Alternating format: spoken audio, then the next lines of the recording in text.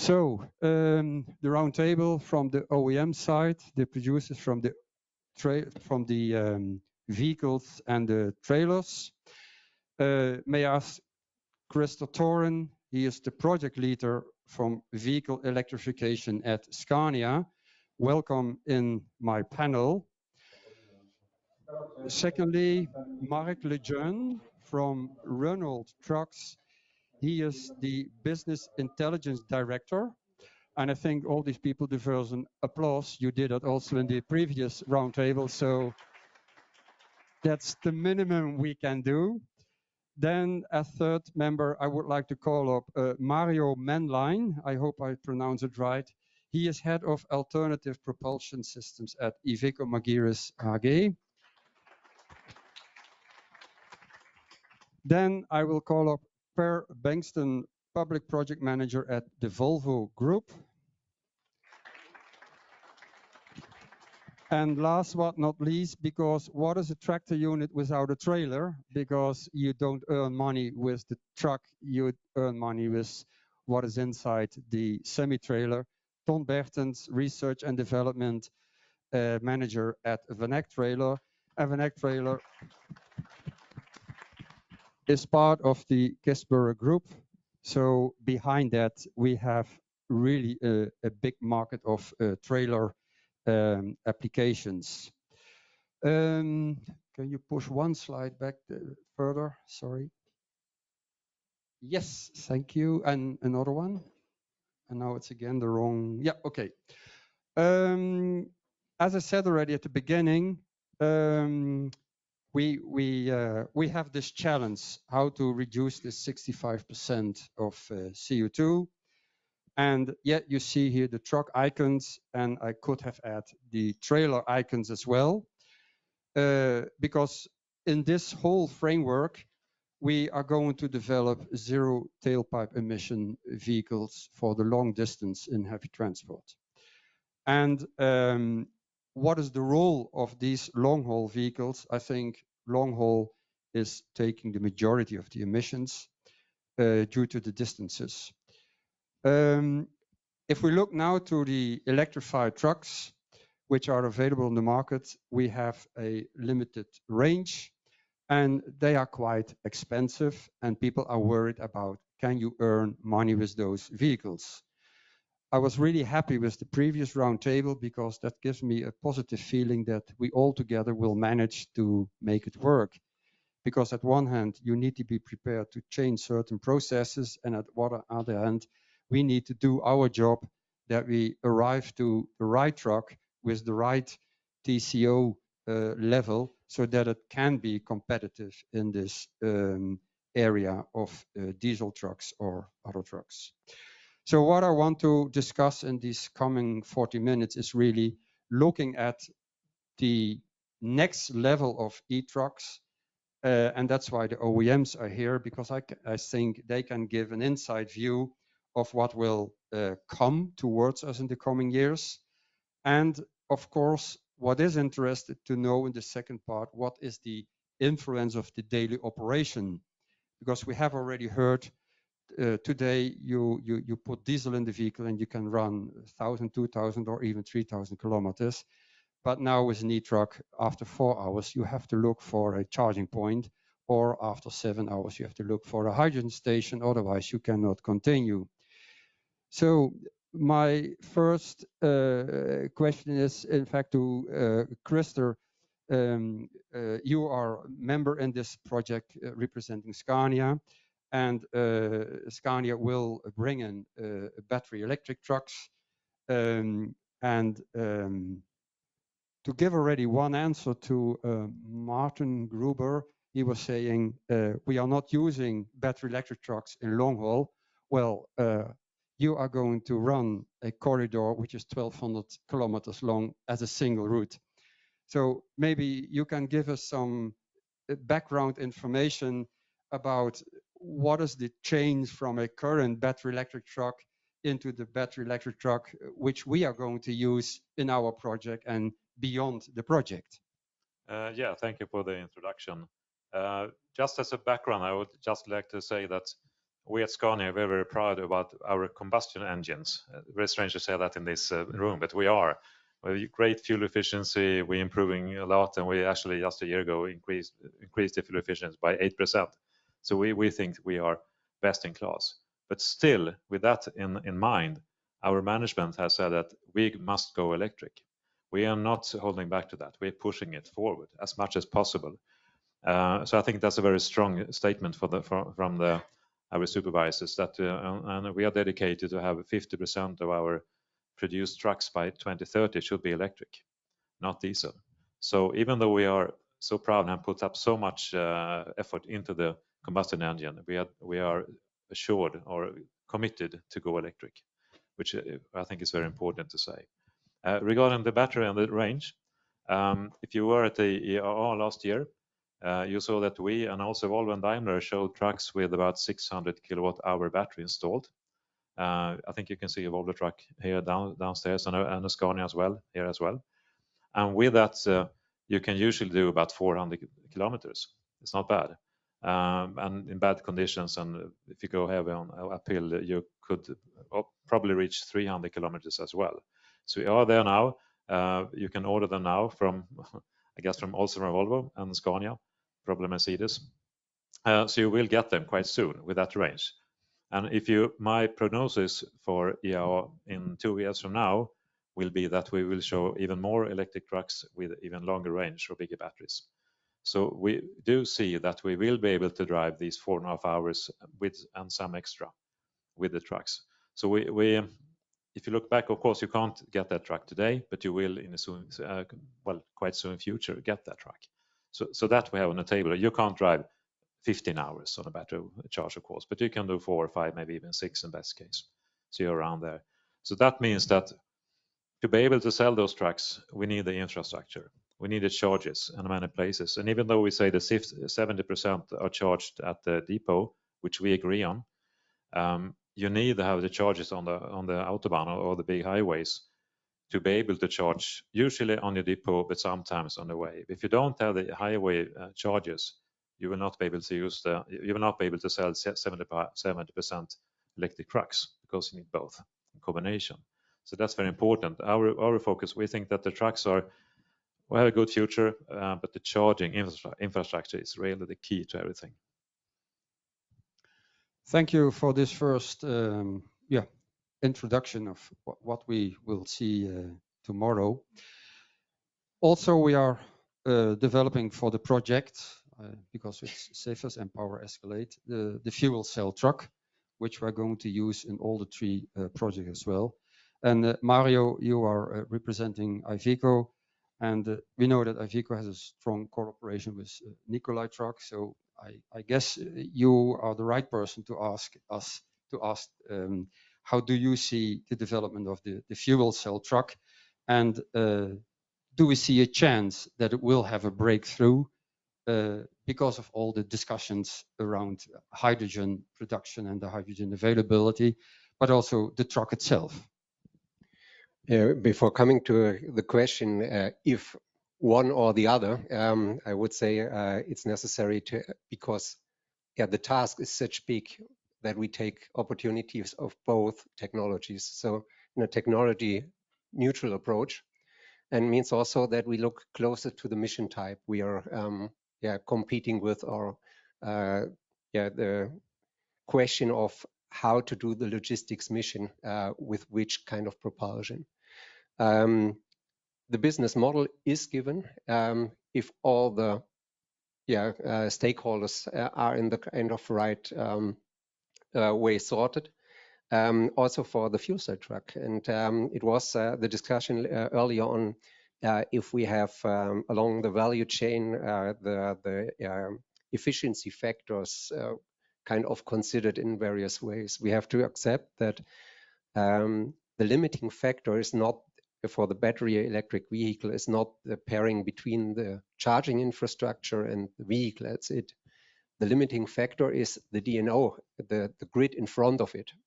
Because to charge one battery electric vehicle quick at one spot is not the challenge. The challenge is to have hundreds of vehicles charged quick on one spot in the same time.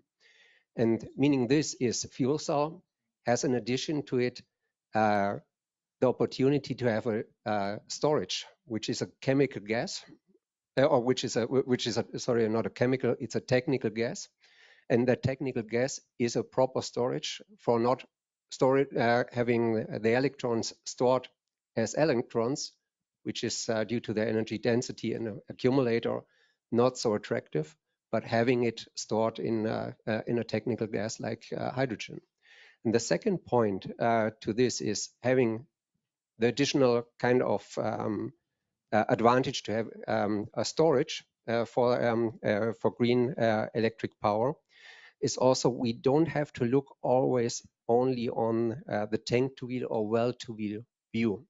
We have to put a second angle or a second level of perception, which is also the LCA. And the LCA means what is from production to over lifetime of the vehicle to kind of reuse of materials and so on. So this is also something where we will see a big development in the next years. And talking about the question of a technical maturity, if we're looking on the trucks which have been available on the market 6-7 years ago, in the battery electric sector, they've looked completely different to what it is today, and give those fuel cell vehicles, as it was said before, and as well 5-6 years to mature, and then we can rediscuss that question.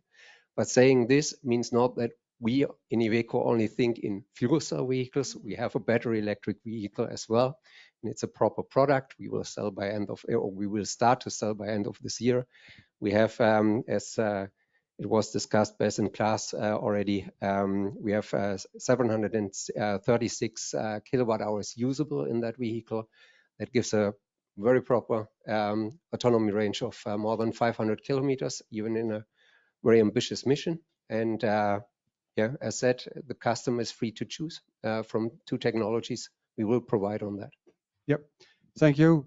The reason for asking the fuel cell was that you have this relation with Nikolai. So I thought you are the right man, knowing that IVECO will certainly have BEV vehicles also in the portfolio. I mean, that was logic. Absolutely fair. And I can add some news to this. There was a press release by beginning of this week that we took over 100% of the joint venture to produce those vehicles in Europe. So. Okay, thank you so far. Then I would like to swap to Ton, because as I said already, the truck without a trailer is nothing, because the operators can only earn the money when there is a trailer behind, and in the trailer we have some cargo. So I would like to know from your side and from the industry, from the trailer industry side, how is the trailer industry approaching the way towards zero emission vehicles? What is the role of the trailer playing in the future? And how is it about the payload? Because the vehicles will become heavier. Do you see a chance that we can cope with that as well? Is there a compensation, or what are your thoughts?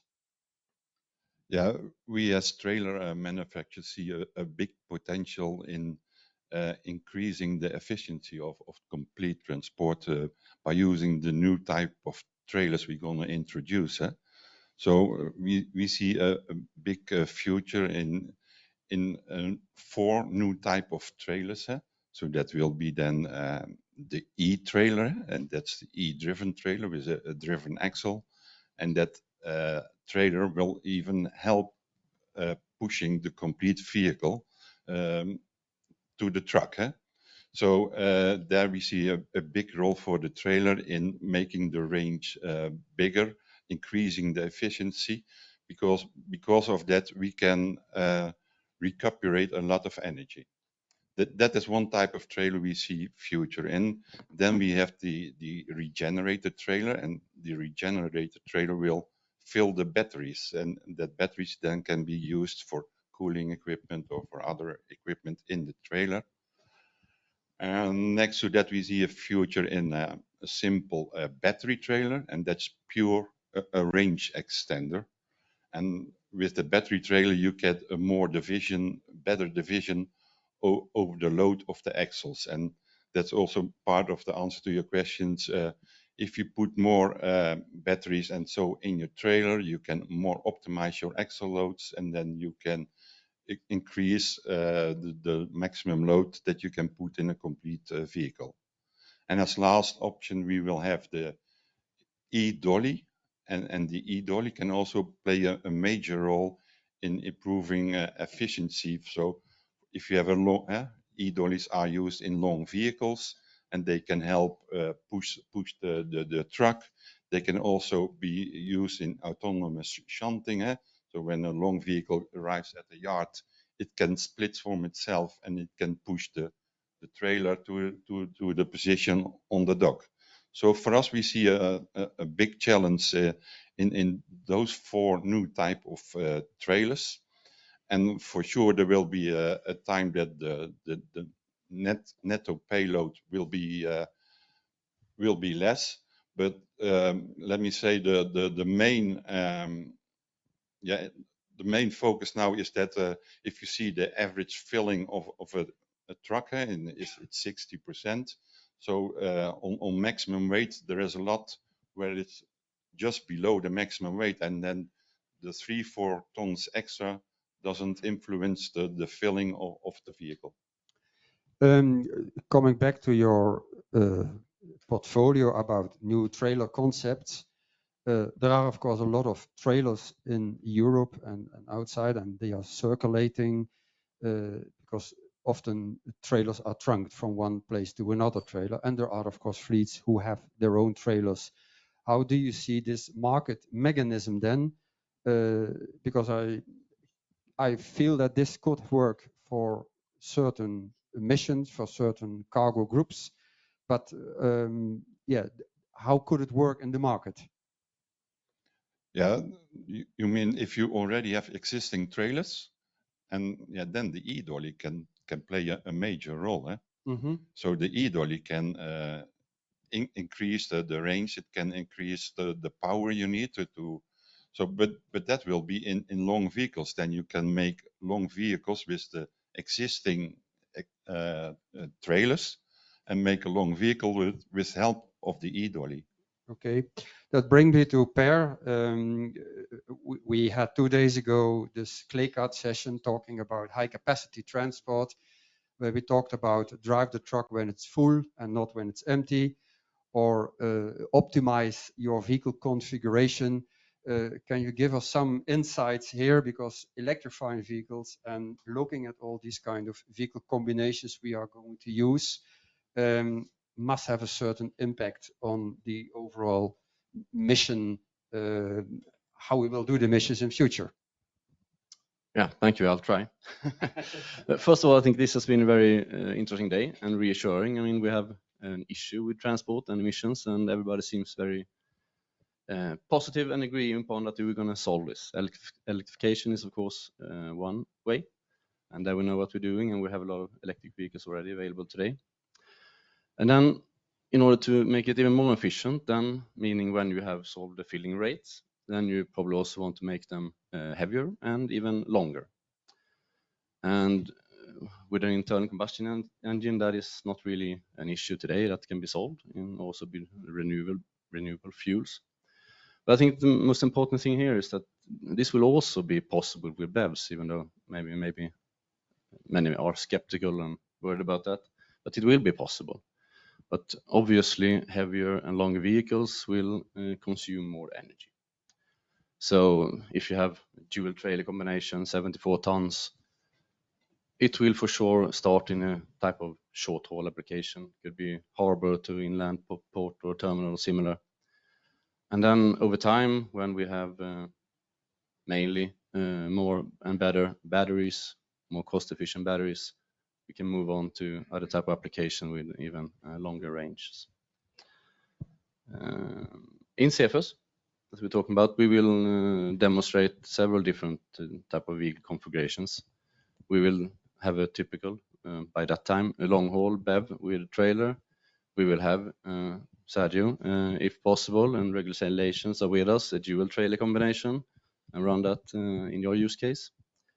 And we will also, which could be quite interesting in combination with you here from Eck. We will have a typical regional haul truck, but we'll combine it with an e-trailer.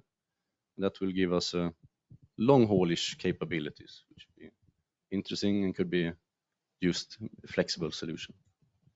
So yeah.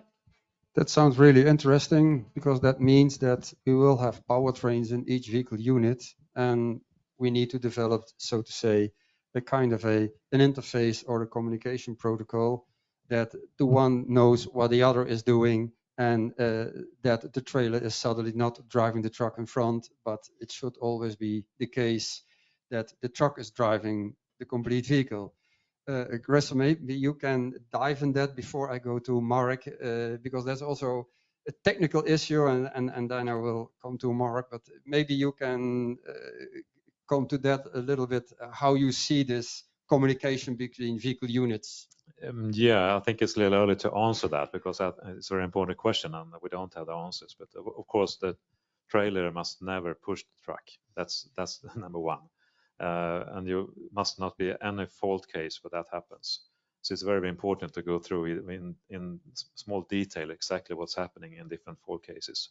Well, I can't dig deeper into that issue. I know the requirement, but I have no idea about the solution.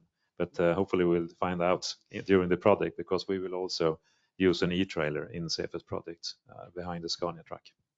So you see that the new trailer concepts becomes a very important role in electrification of vehicles for the simple fact that the vehicle as a complete vehicle needs to do its job like it is doing today. So we need to find solutions for the payload. We need to find solutions for the range you want to have.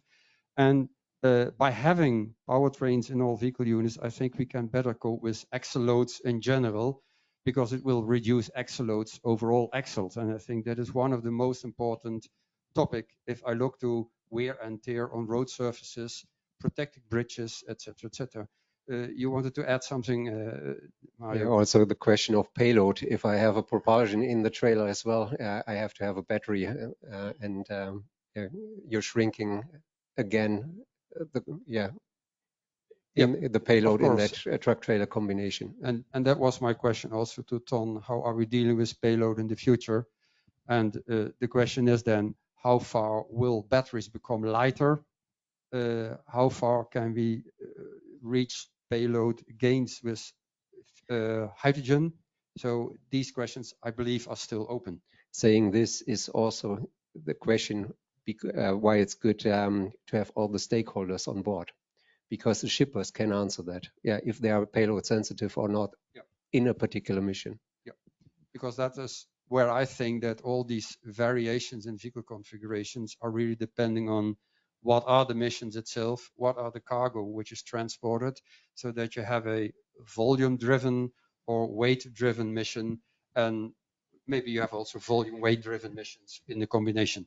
Absolutely, and it was raised beforehand as well. The question is always not to quantify vehicles, but to qualify road transport as such due to the payload you move over the street. Yeah, thank you. Now I come to Marc because intelligent business. So we have heard already in the previous round that there are some concerns. What about the more weight of the truck? What about TCO? What about the business model behind the truck in the future? Maybe you can give us some insights how you see it from an OEM perspective, because I believe buying a truck today is known how we do it, but how is this going to happen the day after tomorrow? Because we are talking about completely new technologies and they make the truck quite expensive from a today's perspective. Okay, thank you. I will try to complement what has already been said. I would say that the more we go in the last years, the more we get convinced that the battery electric truck will be the good solution for long haul. And it will be superior to the other options, biofuels or e-fuels, including hydrogen, from an economical, from a practical, and from an environmental point of view. Of course, you have the payload question, but it's more a question of the weight of the complete convoy, because the payload, it can be reworked by rearranging the axles, the number of axles, and where they are on the truck. So at the end of the day, the electric trucks, they will be a bit heavier, maybe 20% heavier than diesel trucks, but it's not a fatality that they will have a lower payload. And I'm pretty convinced that midterm, they will have the same payload as diesel. That's for payload. Then I would like to say a word about the charging, because I think that's the key to make this battery electric truck work. I agree with your figure, 70% at night, completely agree. 70% of the energy at night at the depot and 30% during the day. That will be the case if you have roughly 500 kilometer range on the truck. For the night part, it can be either on the premises of the shipper. Then you will have to equip your parking place with night. It's slow charge, but it's still maybe 60, 70 kilowatt. Here, mutualization, it was also said in the previous panel, might be a key, because in the logistic area, you might want to have the same parking places as the other logistics companies to maximize the utilization rate of the AC/DC charger. That's a possibility. And then for the day, we have this 30% of energy during the day with mega chargers. That is an enabler for the long-haul truck. And here, we need to move faster. There have been promising announcements from BP in Germany, from ENGIE in France.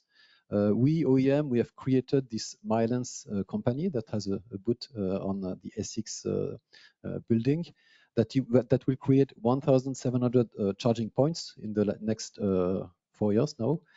But this is not enough, so we need really the momentum on the charging infrastructure to pick up, so that we, OEM, can sell the long-haul trucks. But if we have that, I'm pretty convinced that it will be a kind of universal solution, this long-haul truck with around 500 kilometer range. And as you were saying, I would not be surprised if in 2 years from now, almost all OEM would propose that for sale. Thank you so far. I said dialogue, the time is flying. I would like to ask the audience, do you have specific questions you want to bring forward to the OEMs? Because now is your chance. Yes, please.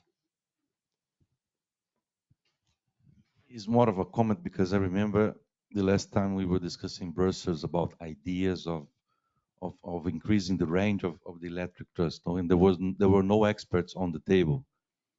And one of the solutions I remember was the pack of the batteries behind the trailer.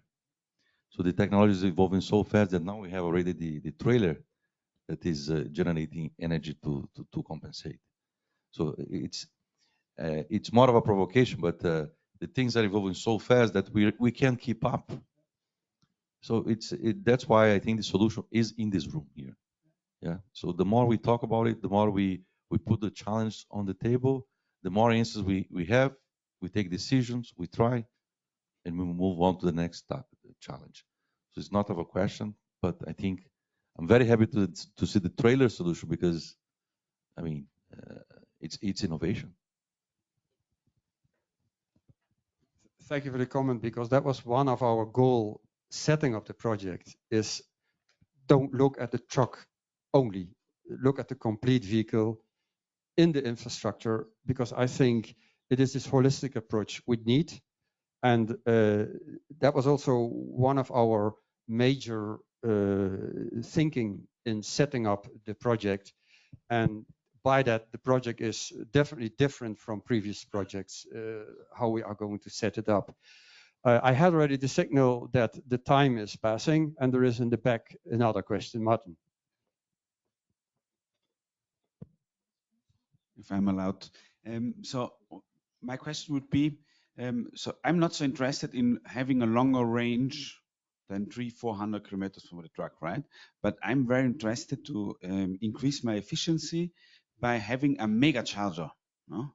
So when are the trucks ready to receive so much energy that I can recharge my truck in 50 minutes? I can answer that very easily, because we had a press release 2 days ago about that we actually said that we have tested the mega charger the first time with a SCANIA truck with an ABB charger. And we also said that the trucks we will start deliver trucks 2024 with the mega charger inlet. And then it's up to when the charger are available. I suspect it will be the same for the other OEMs. What will make also the delay is the mega charger company to provide the hardware. And so 2024, 2025, I think it's a good answer for the chargers on one side and the truck being ready on the other side. I think we have the next roundtable where we dive into this energy infrastructure, mega chargers, hydrogen chargers. And I may say, sorry, where? I have a question. You're considering hydrogen as a future fuel as well, and we know it will be available from the southern part of Europe and the world. There is the source of this energy, and it will be available here. We will be able to transport it to here, and then we have this fuel. You are searching on fuel cells, of course, everybody, as an alternative for the BEVs, but you're just engineering on a brand new diesel engine generation, CB1. Did you ever consider to use this engine to operate this with hydrogen? I think the technology is available at 90%. You only have to put another 10% to be ready to use this engine for hydrogen as well as in emission free. Yeah, it's a very tricky question to tell you what we have in our lab and might do. But I think the main disadvantage with using hydrogen in the combustion engine is the efficiency.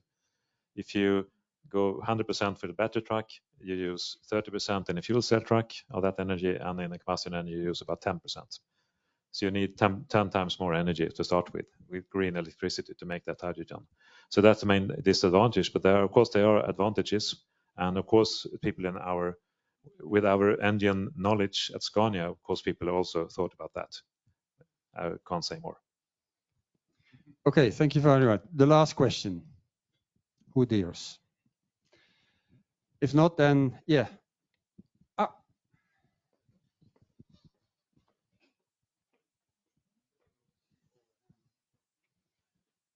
Yes. Hello. My question is, being in the hydrogen sector, when is the first truck coming out? Hydrogen. I guess so. The first vehicles we will deliver in a project by end of this year, start beginning next year. It's H2 Hall. So we had some representative from BMW today. It will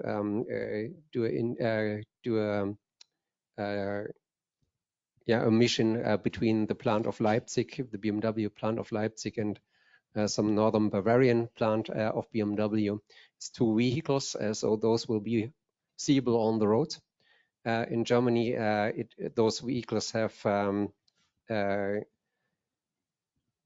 think it's in total 12. So there are, in other countries, there are additional 10 vehicles operating. To my knowledge, it's Switzerland and France.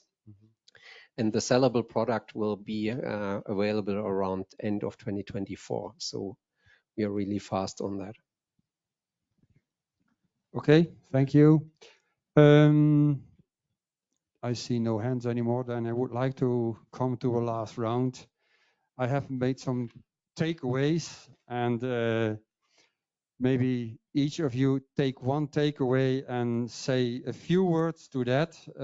Christopher, you have the first chance. Yeah, I just want to say it again. The key is the infrastructure. The chargers have to be up there quick. Then the trucks will come and we will save the environment. But without no chargers, no trucks. Marc? On the new business model and TCO parity, if we focus on long haul, we think you will have the parity with diesel at the start of the next decade, not before. Taking into account the fact that the electricity you will buy from the mega charger will be a bit more expensive because you will need to pay off the mega charger investment. I think here this Eurovignette thing will play a big role because it can be a huge difference in financial cost for the company between an electric and a diesel truck, and it might, if with the Eurovignette, it might happen much before 2030. Thank you. Mario? High capacity transport to accelerate and to improve efficiency. Basically, we have a transformation which is very rapid due to the timeline. And the challenge is big. The regulatory framework is clear. yeah, it's a long way to go, but just short time to get there on a short term. So we have to be not only scientists, but also optimists. Of course. And look where it leads us to. Yep. Per? Yeah, I don't know which one to take here, but I think my main takeaway here is that, I mean, even if we work with all driveline technologies, we don't really see any limitations when it comes to BEV. We will be able to cope with more or less all different type of use cases. Not all, but more or less. Thank you. Tom? Yeah, collaboration. So if you're going to make the e-trailer with driven axles, it's to get that homologated, that we also need a lot of homologation. And then we not only think that to get homologation done in Holland or in Germany, because we have to drive throughout all Europe. So for that we need to make these pilots that we're going to do in ZEFES run through Europe, that we collaborate with all the governments from all countries to get legal approved. And we know that EDR is a member in our project, and we are already discussing with the CEDAR organization, and we are already discussing with certain authorities in certain countries where we know we will have an issue. And yeah, we hope on this collaboration that we really get the vehicles, at least for the pilots on these corridors, that we can learn from it. And and you all can support us in this wherever it is possible. So, and by that, I would like to thank you as a panel. I think a big applause.